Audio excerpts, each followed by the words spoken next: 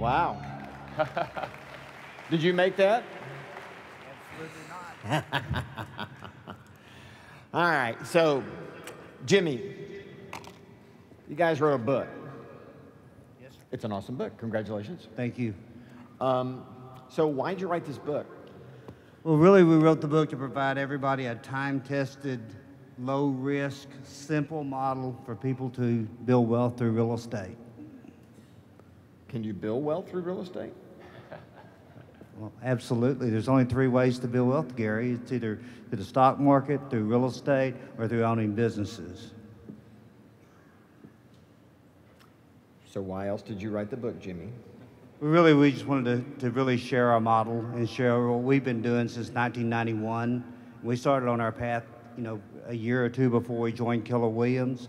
At that time, as real estate agents, we really only had one opportunity, and it was to build wealth, using real estate as the model. We didn't have the opportunity of profit sharing, of owning offices, of owning regions, of doing everything else. So as agents working for the other company, that was really our only single source, and it was a natural thing for the real estate agent to do. But doesn't it frustrate you, though? I mean, you and I have had this conversation a lot over the years. It's very frustrating to see people in real estate and not comfortable with real estate, right? That we get comfortable selling it, but we're not very comfortable buying it and owning it. It's very frustrating. This book actually deals with a very specific subject, right? I think it says it in the title. Yes, it's about building wealth through the real estate model. And for me, flipping property is no different than selling property. Yeah. And so whenever you're building a real estate career, and one of the things the book and what we really focused on in the Big Play Tour was, you've got to really make your business big enough and work hard enough in your sales business to be able to make it to where you can have enough income to where you can put money down and have money to build wealth. Well, the great thing about writing this book is that it's real estate people, it's realtors talking first to other realtors, right? The first audience for your book that you wrote it for, it was designed for these guys. For these guys, yeah, absolutely. Yeah. If everyone in here doesn't have this book and doesn't read it, they haven't afforded themselves of the opportunity to become extremely comfortable with the language and the models of how to buy and hold real estate. Correct. And if you're not comfortable with it, you're not going to talk to people about it. That's true. Yeah, absolutely. So Linda. Oh, so Janice. No, I'm kidding. How can I use hold? Well, the best way to use hold is everybody's got the same problem right now. We've all gone through the economic crash, and no one feels secure.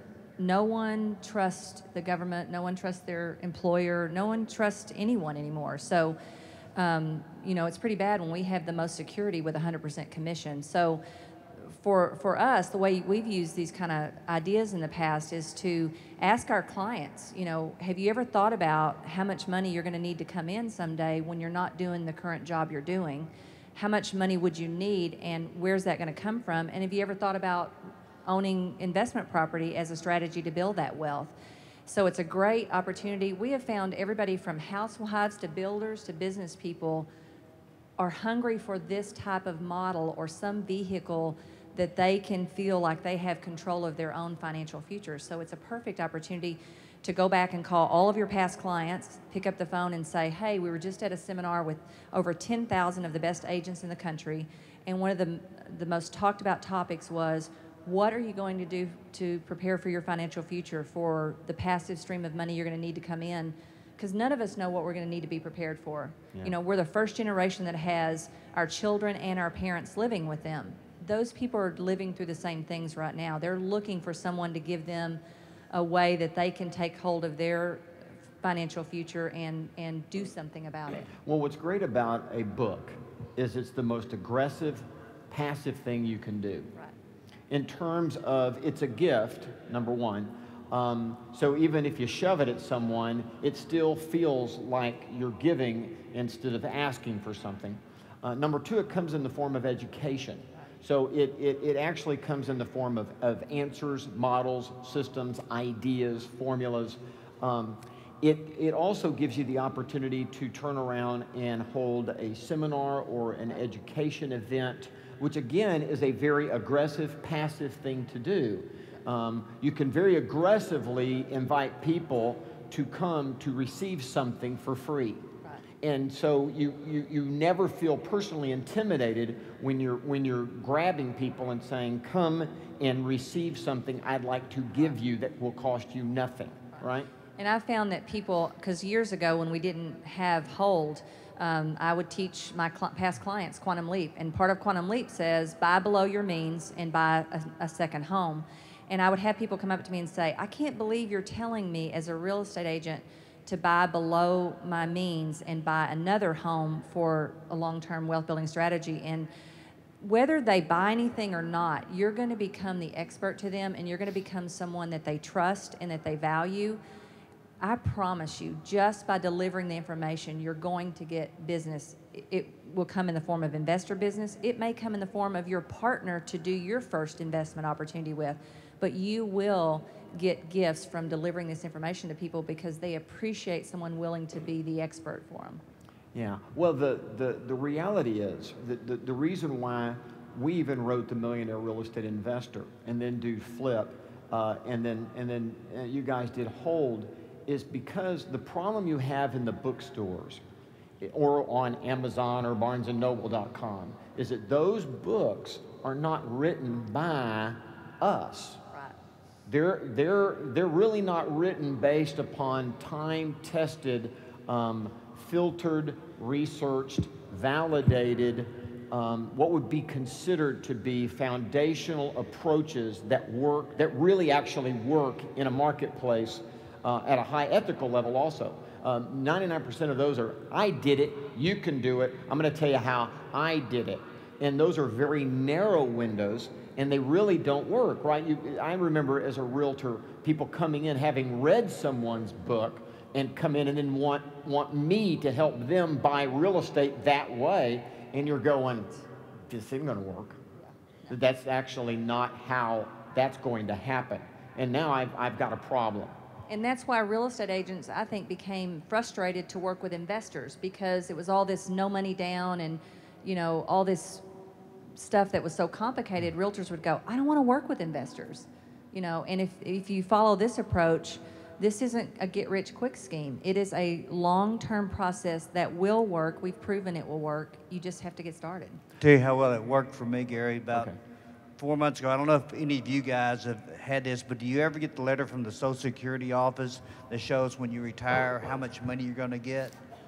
Well, I got my little letter about 4 months ago, and it said whenever I was 62 years old that the government's going to pay me $1,350 a month for the rest of my life. And I worked 40-something years paying for that $1,350 a month I'm going to get for the rest of my life. And I go back and think about that first investment property that Linda and I bought. That first investment property that we still own in our portfolio that's free and clear yields us $2,200 a month. And so just think about that. You know, just going out there buying one investment property out there is going to pay me more money than the government's going to pay me for working for 42 years. Well, and you bring up a great point, both of you, and that is, at the end of the day, Hold is not a short-term strategy. And real estate, in the end, even though we wrote Flip before this, the reality is that you flip when you can. You can always hold, right? And at the end of the day, Hold is a wealth-building strategy. I've never lost a dime holding a property. I've lost money flipping property. Yes. Well, there you go. And by the way, same here. That's exactly right. Yeah, it's very, when you buy for the flip, you better follow the models to a T. And even then, if you step outside that zone even a little, it can be tricky. Hold is a whole different approach, isn't it? Time fixes a lot of things. Yeah. in the flip, the time is working against you and costing you money, and in hold, it's working for you. It's just, well, and in the intro to the book that the foreword that I wrote, I tell that story of the first investment property I ever bought. And yeah, I mean, I bought it for, you know, in the 60s price range, and the next thing I know, the condo next door gets foreclosed on and gets sold for $19,000. And I'm going, real estate sucks, you know. But the reality is, it was rented, it never was unrented, it never negative cash flowed a dime. And years later, we're talking years later, we made the decision to sell it, but we actually sold it in the 90s. And made money selling it, ultimately. Didn't lose any money. So the truth is, yeah, I have the same story. I've never lost money holding real estate. Definitely a challenge if you flip it. Well, Janice, what am I going to learn from hold? If I get this book, what am I going to learn? Well, one of the things is it goes in step-by-step detail in how you find and identify your property, how you analyze it. We have all the financial formulas that you'll need.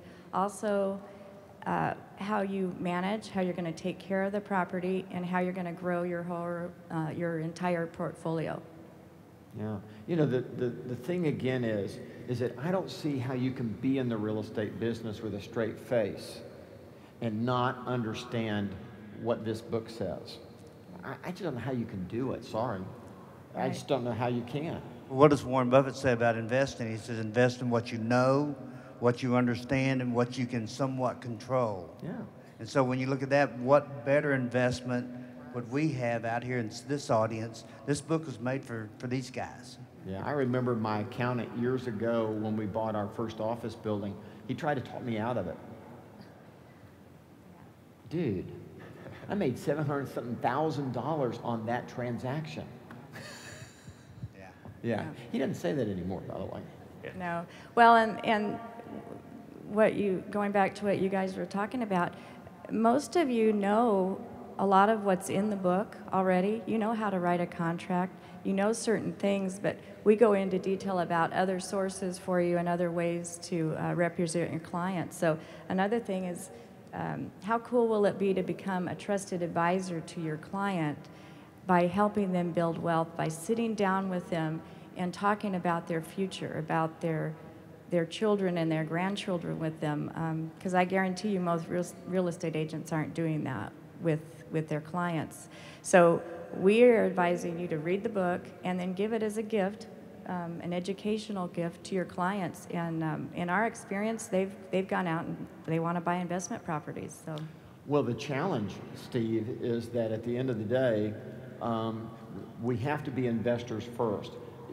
Very few people are going to buy a book and give to someone that would lead to a conversation that they're uncomfortable about. That's exactly right. Right. You know, I remember talking to Dave Jenks after he wrote the Millionaire Real Estate Agent book with you and Jay, and one of the things that he told me was, we know the statistic that the database that those millionaire real estate agents had was 1,920 people in the database. And, but there's one lady in there that made $4 million. Her name was Christina Martinez, and she had the smallest database. There was 300 or 400 people in her database. Yeah, that's right. And so she was making more money than anybody else with the smallest database by doing what we're talking about here, helping their clients, her clients, buy multiple properties and build wealth. Yeah, she was the #1 agent for Century 21 in the world at the time, and she had the smallest database of any of the people that we interviewed at the time, but she worked with investors. Right, right. So that's the purpose for the book. And the interesting thing is, just like you just said, Gary, we need to know and understand how it's done. And the first way to do it is, if you don't have your own story, you can use our stories to learn from and to be able to share with somebody else and then move forward. Just like Linda said, you can talk to people and sometimes they may be your partner. Well, let me tell you. You guys did your first deal. Well, let me tell you a couple of fun stories. I love music, just go on record as saying that, right? Well, what you'd have to understand is I practice what I preach. And years ago, when I got to know the rock band, the Guess Who, I gave the lead singer the Millionaire Real Estate Investor. And interestingly enough, I got a note the other day. He ended up having a wreck, by the way, a car wreck, shortly after the last time he and I traveled with the band. And he lost his ability to sing for a while. ultimately lost his position in the Guess Who, and had to rebuild his life completely. And I got a note from him last year. By the way, through all of those years of that tragedy, he ended up buying several investment properties. And he and I had conversed by phone and via email as I tried to educate him about investing in real estate, and I got a note from him. And what he said to me was, "Thank God for you." Yeah. He said, "Because you taught my wife and I that we were not dependent strictly on my ability for music." And he said, "Had I not done that, our life would look very different." Now, hang on, second story. So I also, by the way, I practice what I preach. And so, and I do exactly what I tell you to do. I hand these things out like water. And there's a man named Rich Herring who is the ex-brother-in-law of Rick Guthrie from Colorado with Keller Williams. And I met Rich, who happened to be the lead guitarist for the Little River Band. Same exact dialogue. And when he even has the Millionaire Real Estate Investor on audio and listens to it on the road. When they were traveling through Austin last time, Rich and I hung out, had lunch and hung out for a little while, went to look at the Collings Guitar Factory. Yes, it's awesome. And, but the whole time in the pickup truck, all we did was talk real estate investing. And I'm pounding into his head that he needs to listen again and here's what he needs to do. Well, I get an email like a week or two later from Rich, and they have found a property that's going to cash flow $17,000 a year. And he just wanted to run a few extra things by me before he made that investment, because his point was, I don't want to be dependent on being just a musician. The music business isn't paying me enough money to retire and get my wife and I where we want to go. Can I share a similar story? We just did the Play Big tour where we were going out and talking about how do we master the market of the moment right now. And we talked about the book in that Play Big tour. Lady came up to me afterwards. She's 82 years old. She's still selling real estate. And what she said was, I looked at her and I said, "You're 82 years old. You've been 40 years in the real estate business. Was there anything that we should have talked about in this seminar?" And what she said was, "I wish you had talked more about investing in the whole book." She said, 20 years ago, my husband had a stroke. And if it wasn't for our real estate investments, I don't know how we would have made it through. Well, yeah, the thing we have to understand about real estate is that we can't predict the markets, right?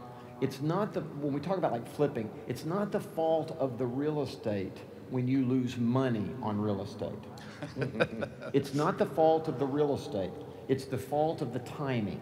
And that timing was determined by you, and you're wondering why you chose that timing. Most likely it's because you bought poorly, you bought incorrectly, you violated some model or strategy about buying, flipping, or holding, and as a result, you got caught. But it's not the fault of the real estate. When people say real estate's a bad investment, you go, well, that's the dumbest thing I've ever heard.